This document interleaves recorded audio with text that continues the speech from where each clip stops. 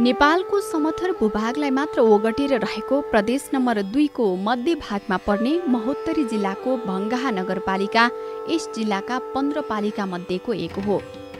राज्य पुनर्संरचना अन्तर्गत साबिकको भङ्गाहा, हतिसर्वा, सिङ्ग्याही, मेघनाथ गोरन्ना, धरमपुर र हरिहरपुर हरिण मरिन सहित 6वटा गाविसलाई एकीकृत गरी विक्रम सम्वत 2074 साल भाद्र 1 गते नेपाल सरकारबाट भङ्गाहा नगरपालिकाको घोषणा भएको हो। विभिन्न 9वटा वडामा विभाजित यस नगरपालिकाको कुल क्षेत्रफल 77.21 वर्ग किलोमिटर रहेको छ। साबिकै भङ्गाहा गाविसको सीतापुर बजारमा केन्द्र रहेको यस नगरपालिकाको जनसङ्ख्या 2068 सालको जनगणना अनुसार 46,754 रहेको छ। प्रदेश राजधानी जनकपुर धामदेखि 15 किलोमिटर उत्तर पश्चिममा पर्ने यस नगरपालिकाको पूर्व र उत्तरमा धनुषा जिल्लाको बटेश्वर र लक्ष्मीनिया गाउँपालिकाका केही भूभाग पर्दछन्। उत्तरतर्फको केही भूभाग जिल्लाकै बर्दिवास नगरपालिका, पश्चिममा औरही नगरपालिका, दक्षिणमा लोहारपट्टी नगरपालिका, रामगोपालपुर नगरपालिका र बलवा नगरपालिका अवस्थित छ। थारू, दनुवार, यादव, कोइरी, मुसहर, बाँतर, लोहार, मुस्लिम, तेली, सुडी लगायतका विभिन्न जात जातिको बसोबास रहेको यस नगरपालिकालाई जातीय एकता र सद्भावको उदाहरणीय गन्तव्यको रूपमा समेत लिन सकिन्छ। यो क्षेत्र धार्मिक तथा ऐतिहासिक स्थलको रूपमा पनि परिचित छ। रामायणकालीन इतिहास बोकेको पवित्र मिथिला माध्यमिकी परिक्रमा अन्तर्गतको धार्मिक पर्यटकीय चर्चित तीर्थस्थल कञ्चनवन भङ्गाहा नगरपालिकाको वडा नम्बर 9 हरिहरपुर हरिण मरिनमा पर्दछ। मिथिलाञ्चलको महाकुम्भ भनिने 15 दिने मिथिला मध्यमा परिक्रमाको यो पडाव स्थलमा वर्षेनी एक अर्कालाई रङ अबिर दलेर रमाइलो गर्दै होली मनाएपछि सम्पूर्ण हिन्दू जगतमै होली पर्वको विधिवत शुभारम्भ हुने गरेको मानिन्छ। भङ्गाहा नगरपालिकाको अर्को महत्त्वपूर्ण धार्मिक स्थलको रूपमा रहेको छ वडा नम्बर 5 सिद्धपुर अवस्थित प्रसिद्ध सिद्धनाथ महादेव। बडडी नदीको पूर्व किनारमा रहेको सिद्धनाथ मन्दिरमा प्रत्येक वर्ष शिवरात्रिमा भव्य मेला लाग्ने गर्दछ।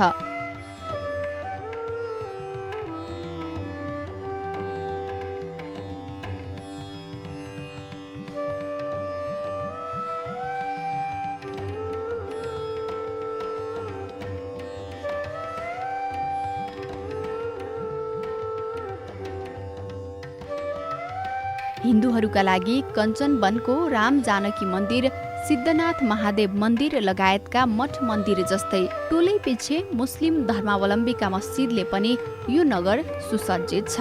यसकारण भङ्गाहा नगरलाई धार्मिक तथा जातीय सद्भावको उदाहरणीय गन्तव्यको रूपमा समेत चिनिन्छ।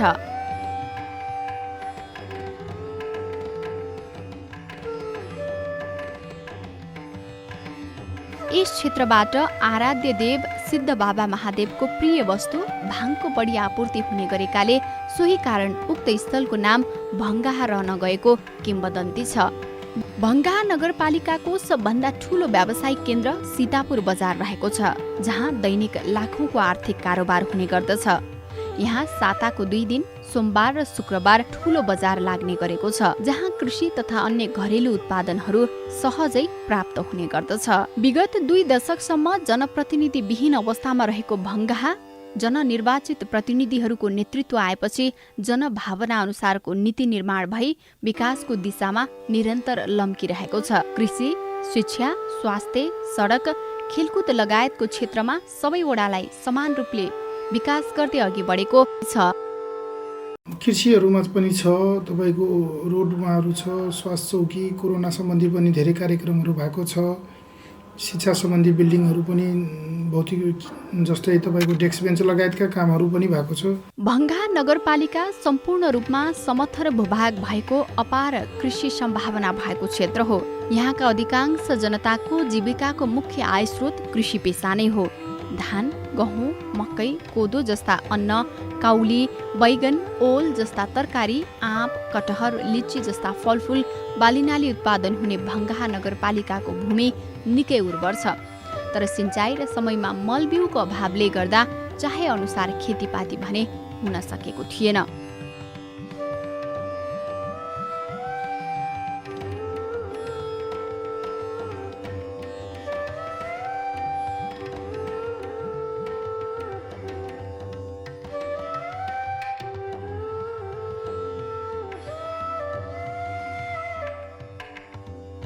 जनप्रतिनिधि आएपछि यहाँको कृषिलाई आधुनिकीकरण गर्दै जनतालाई आत्मनिर्भर बनाउने अभियान जारी छ। नगरपालिकाले विगत आर्थिक वर्षहरूको तुलनामा आर्थिक वर्ष 76-77मा कृषि क्षेत्रमा विशेष जोड दिएको छ।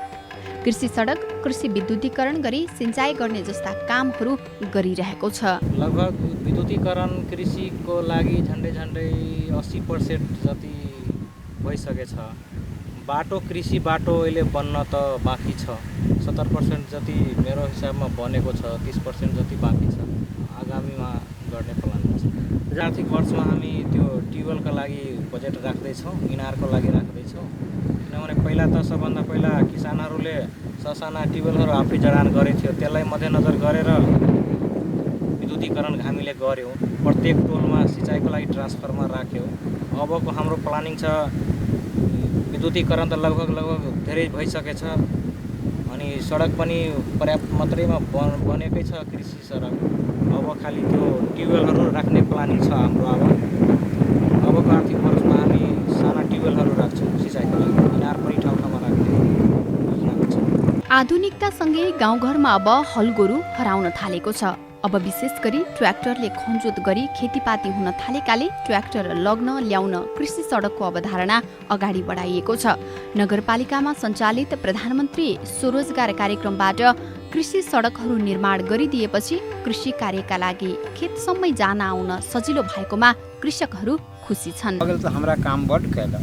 नगरपालिका ई रोड बाटो बनैलक, यही बाटो के गराइल कैलक, सब चीज कऽ के हमरा बहुत पहिने से बहुत अच्छा कैलक। हमरा कि दुखित नहीं, बहुत सुंदर कैलखिन। नवजीविका छौड़ा है तो बहुत सुंदर कैलखिन, बुझली कि हमरा सबके यही महा बाटो भऽ गेल, उ बाटो भऽ गेल, उ बाटो भऽ गेल, ई बाटो भऽ गेल, मेन रोड ई भऽ गेल। तो हमरा सुनके नगरपालिका बहुत सुरक्षा कैलक, ई बनैलक, बहुत सुंदर भऽ गेल। हमरा सब एकदम जय जय है। आर्थिक वर्ष 2076-77मा कृषि क्षेत्रका लागि नगरपालिकाबाट भएको कृषि सडक निर्माण र विद्युतीकरणको प्रारम्भलाई नगरवासीले अत्यन्तै सकारात्मक रूपमा लिएका छन्। यस्तो कार्यलाई आगामी वर्षहरूमा पनि जनप्रतिनिधिले निरन्तरता दिनुपर्ने नगरवासीको चाहना छ। तपाईको कृषिको लागि भन्नुहुन्छ भने जस्तो 5 नम्बरमा के अरे पोलहरू सबै लगिसकेका छ।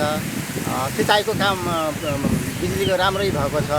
अनि ठाउँमा के अरे सडक पनि बनिरहेको छ, बन्दैछ, बनेको पनि छ, बन्दै पनि छ। खास गरेर अब तपाईँको अरू यो 3 नम्बरमा चाहिँ अरू उता के भन्छ यतातिर दक्षिणतिर अलिअलि पोल पनि गएको छ। अहिले ट्रान्सफर्मर आएको छैन, के अरे तारहरू छाको तल राखिदिएको छ।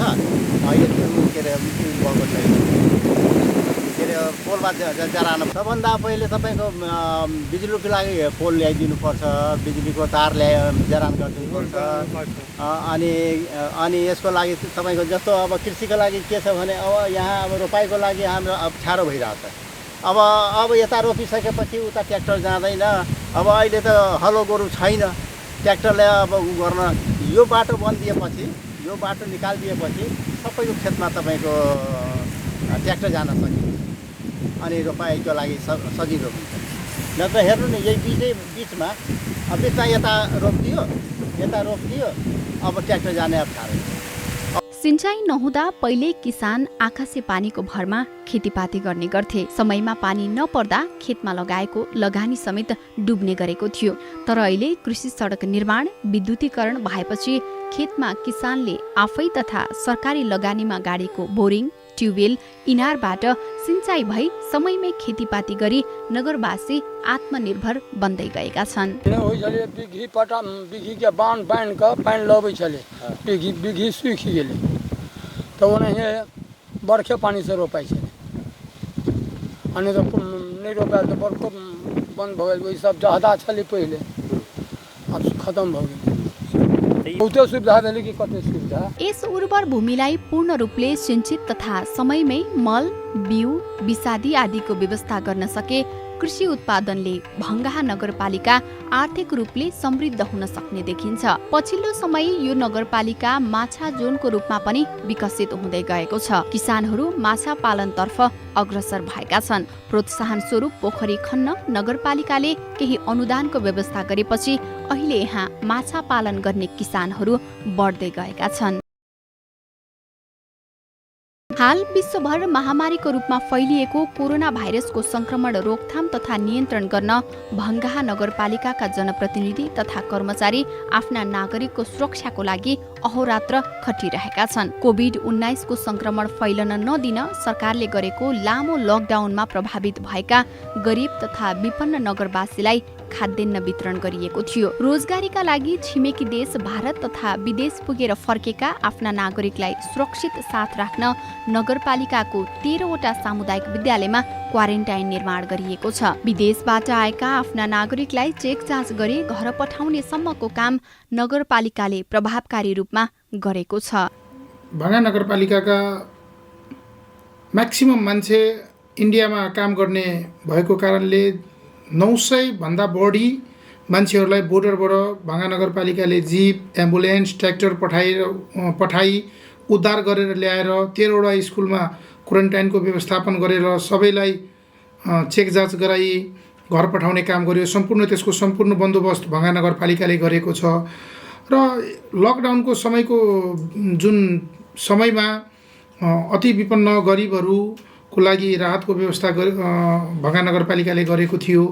पहिलो चरणको राहत वितरण गर्यो। त्यसपछि प्रधानमन्त्री रोजगार कार्यक्रममा 70 लाखको जुन बजेट थियो त्यो कतै न कतै त्यो बजेटमा प्राय त्यो 70 लाखको बजेटमै तपाईको गरिब परिवारकोबाट के भन्छ काम गर्न लगाएर कृषि सडकहरू बनाउन लगाएर उहाँहरूलाई त्यो छाक टार्नलाई सजिलो हुने गरी पनि हामीहरूले रोजगारमूलक कामहरू गरेर गर्न लागेका छौँ। समयमै खानाको बन्दोबस्त गरेका छौँ। बस्न सबै झुल, तन्ना, तकिया, म्याट्रेस सबै व्यवस्था भङ्गाहा नगरपालिकाले गरेको छ। तत्कालै स्कुलहरूमा फाइनहरू लगाएर सम्पूर्ण चिजको बन्दोबस्त गरेका थियौँ र त्यसमध्ये पनि 1-2 ठाउँबाट हामीलाई पनि कम्प्लेन आएको थियो। त्यहाँको अब हेर्नुहोस् सबै कुरा मेयरले मात्रै हेर्न सकिने अवस्था छैन। सबको आफ्नो ठाउँ छ। वार्ड अध्यक्षको सचिवको जवाबदेहीमा क्वारेन्टाइन पनि थियो। प्रत्यक्षमा आफ्नो निगरानीमा राखिरहेका थिए। तर सब म्यानेजको जिम्मा सम्पूर्ण वार्ड अध्यक्ष र सचिवहरूकै जिम्मा दिएको थियो। जुन वार्डमा खुलेको थियो क्वारेन्टाइन त्यो वार्ड अध्यक्षहरूलाई। अब त्यहाँको सचिव र वार्ड अध्यक्षज्यूहरूले अब कतिको त्यसमा लगनशील भएर काम गर्नुभयो त्यहाँहरूकै जिम्मा हो। जहाँसम्म मलाई थाहा छ 11वटा क्वारेन्टाइनमा अति नै राम्रो म आफै पनि गएको 2 ठाउँको क्वारेन्टाइनमा हामी कहाँ पनि अलिअलि समस्या छ। त्यो समस्या पछाडि पनि राजनीतिक कारण देखियो। भङ्गाहा नगरपालिकाको विपद व्यवस्थापन कोषमा 20 लाख र पछि गरेर हामी जुन जनप्रतिनिधिहरूको तलब भत्ताहरूको लागि जुन सुविधाको रकम थियो त्यो 60 लाख रुपियाँ हामी रकमान्तर गरेर त्यो क्वारेन्टाइन व्यवस्थापनदेखि राहतमा हामीले व्यवस्थापन गरेका हौँ। जुन मान्छे घर फर्केको छ उहाँहरूलाई गएर सोध्नुहोस् खानामा बस्नमा केही किसिमको कमी थियो भनेर म्याक्सिमम पर्सेन्टेज मान्छेले भन्छ होइन धेरै राम्रो व्यवस्थापन थियो। क्वारेन्टाइन व्यवस्थापनमा हामी कतै न कतै एकदम सक्सेस छौँ। धेरै म खुसी छु। कमसेकम यस्तो दुःखद घडीमा म एउटा आफ्नो भङ्गाहा नगरपालिकाको नागरिकलाई हामीले ल्याएर बोर्डरबाट उद्धार गरेर ल्याएर व्यवस्थापन गर्यौँ। विदेशबाट फर्किएका आफ्ना नागरिकलाई उद्धार तथा व्यवस्थापनमा देखाएको तदारुकताप्रति क्वारेन्टाइनमा रहेका नागरिकहरू सन्तुष्ट छन्। सरसफाई, समयमा खानपिन, सुत्ने ओछ्यानको व्यवस्थापनलाई उनीहरूले सराहना गरिरहेका छन्।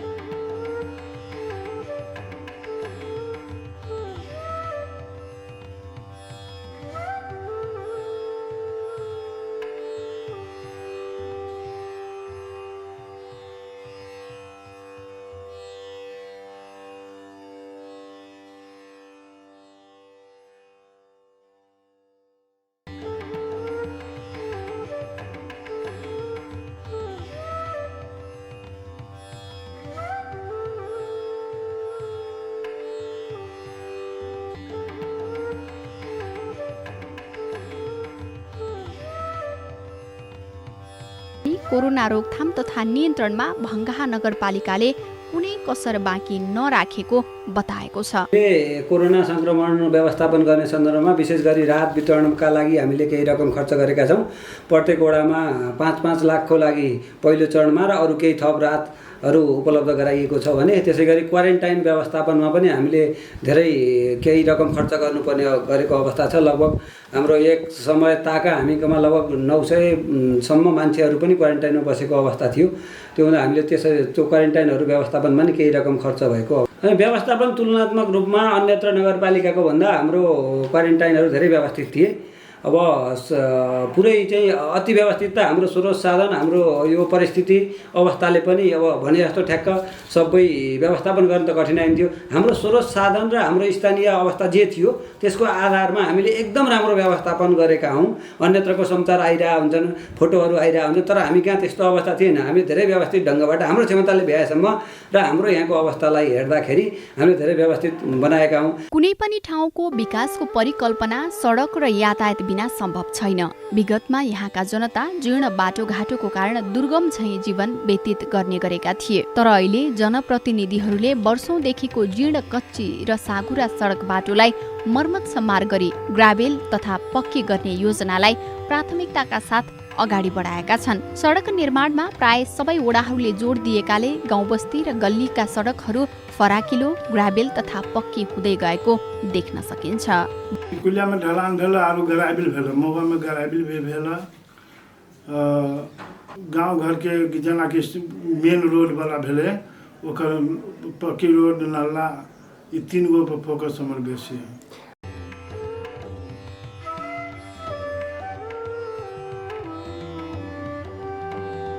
भङ्गाहा नगरपालिकाले कृषि र सडकमा मात्र होइन, वडा कार्यालयहरूको सेवा प्रवाह, शिक्षा र स्वास्थ्य जस्ता आधारभूत सेवामा पनि सुधार गर्दै अघि बढेको छ। दिवा खाँचाले विद्यालय बाहिर रहेका बालबालिकालाई आकर्षित गरेको छ। उनीहरूलाई विद्यालयसम्म ल्याउन सहज भए पनि सङ्घीय सरकारको उदासीनताले शिक्षक अभावमा पठन पाठन प्रभावकारी हुन नसकेको जनप्रतिनिधिहरूको गुनासो छ। बाहिर रहेको बच्चाहरूको लागि हामी टोल टोलमा गएर एउटा मोडालिटी कि सबैजना बच्चालाई स्कुल पठाउनुहोस् होइन। हाम्रो निःशुल्क नेपाल सरकारद्वारा निःशुल्क पढाइ भइरहेछ। त्यसमा खाजा जुन हाम्रो यो नेपाल सरकारले एउटा खाजाको जुन प्रावधान निकाल्नु, दिवा खाजाको जुन गर्नुभएको छ त्यो एकदमै राम्रो प्रभावकारी भइरहेछ। त्यसको लोभमा प्राय दलित बस्तीका दलितहरूका बालबालिकाहरू त्यो खाजाको लोभले पनि गएर त्यहाँ पढ्न पाउँछ, पढिरहेछ, साक्षर पक्कै हुन्छ होला। कुरो समस्या हाम्रो शिक्षक व्यवस्थापन जुन राज्यले नै यो व्यवस्था गर्न सकिरहेको छैन। त्यस म राज्यलाई यो भिडियो मार्फत, यो प्याट मार्फत नै भन्न चाहन्छु कि यथाशीघ्र पठन पाठनको लागि शिक्षक व्यवस्था, शिक्षा नभए देशलाई जति विकास गरे पनि देश विकसित हुँदैन।